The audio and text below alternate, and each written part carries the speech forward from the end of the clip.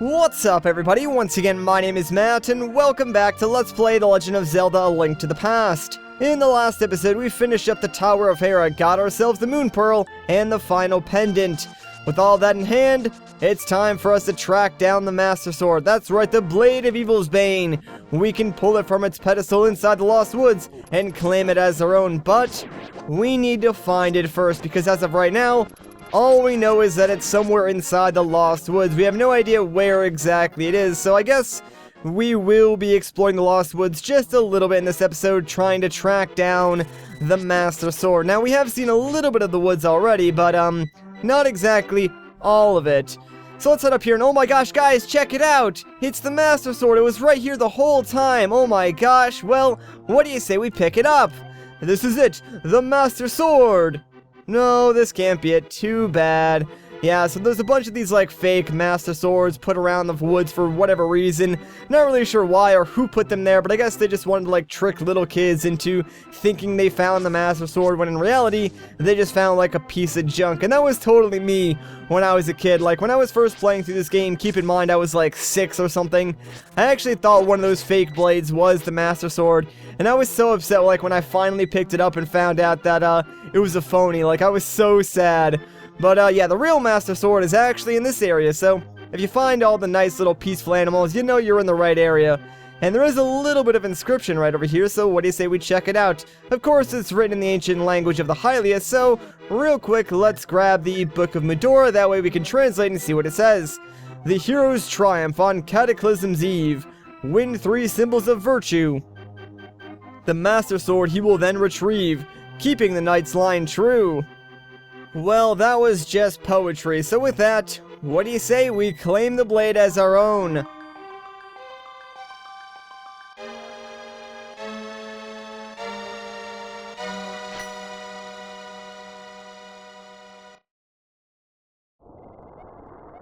Suddenly, Sahasrahla contacts you telepathically.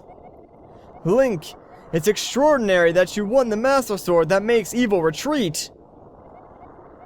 With this shining sword, I believe you can deflect the wizard's evil powers. The destiny of this land is in your hands. Please, Link.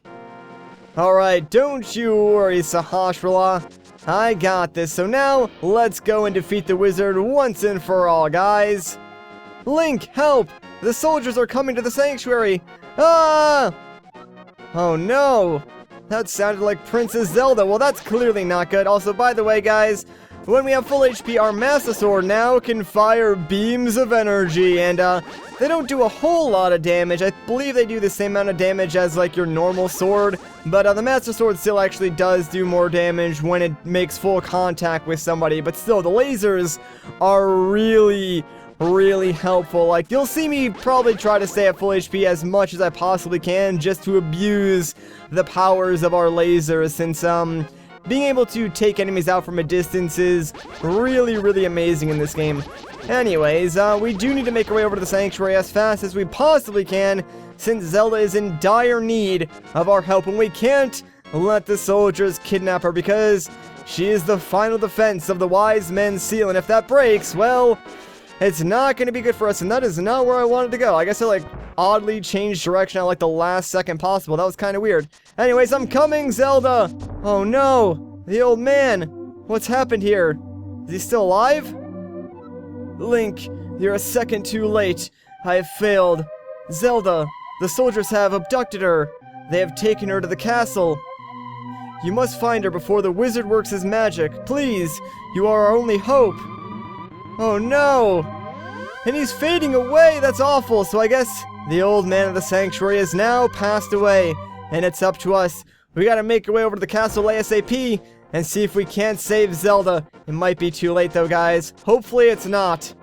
And you know, I do kind of feel like I'm being a little over dramatic in this episode, but Link to the Past for me is just one of those games that I can't help but get myself engrossed in the story, despite the fact that I've played it a million times and I already know, like, what's gonna happen. It's still fun to just, you know, pretend that this is, like, my first time playing the game or something, and I get to experience it all over again, when in reality, It's nothing new for me, but whatever. So yeah, we're gonna try and sneak our way right into Hyrule Castle again. No! Oh my gosh, I cannot believe that spear actually hit me from downtown. That guard threw that spear. What an arm, man. Give that guy a raise. He should definitely play football or something like that. Alright, yes, perfect to heart. That is exactly what I wanted, because I want to be able to shoot my sword lasers, man. Like, without that, it's entirely pointless. Well, I mean, it's not entirely pointless, because it does do more damage, but still, the sword lasers are definitely a huge plus. Anyways, here is the wizard seal, so all you gotta do is, slash at it once, and bam, we broke it. So now, we can invade the castle and make our way up towards the tippity-top tower, because that's where Zelda is currently being held. But first, let's try and knock these guys back, because these guys have some really annoying ball and chain weapons, so you want to keep them far away from you. And yeah, if you can sort of like line them up like that and just hit them with your sword lasers, that is the best way to deal with them. You probably will see me like abuse my sword lasers a lot in this section of the game, just because this entire, like, castle segment is essentially an enemy gauntlet of sorts. Like, it sort of disguises itself as a dungeon, but really all you're doing is fighting your way through hordes and hordes of enemies. So the longer I can maintain full HP, the easier this section will be, since I can just attack everybody from a distance and kill them all with my sword beams, which is pretty awesome.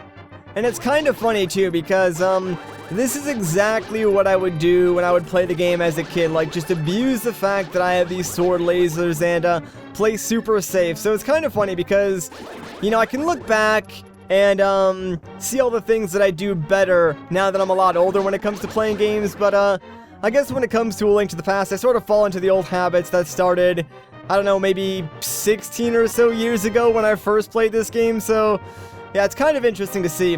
Anyways, I'm going to hold off here for a second and wait for this torch to extinguish, because I want to relight it, since these next couple of rooms are all these, like, dark style rooms. So if I light that torch, the light from this room will somehow carry over into this room and make it a little bit easier to see some of these enemies. So just a little trick you can use to sort of conserve light. Sadly, it ran out, so looks like we're going into this room blind. Although I think, yeah, this is one of those rooms where, we don't even need to fight the enemies to just, like, progress to the next room. There are a couple of rooms like this when you're scaling Hyrule Castle. Like, as long as you know where the door is and you can avoid the enemies, you can just walk straight through to the exit, and you don't need to fight anybody, you don't need to find any keys, anything like that. It will not inhibit your progress whatsoever. So, usually when you can do that, I tend to do that, just because there's no reason to fight enemies when you don't need to and risk taking damage.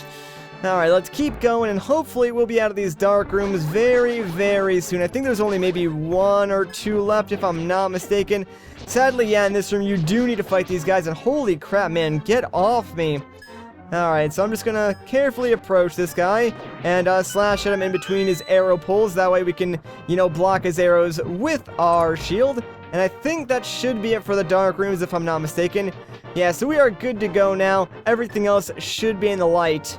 Alright, so in this room all you have to do is take out the red guys, the weird, like, giant-eyed bats. You can just leave them there and they're not really gonna do anything or bother anybody.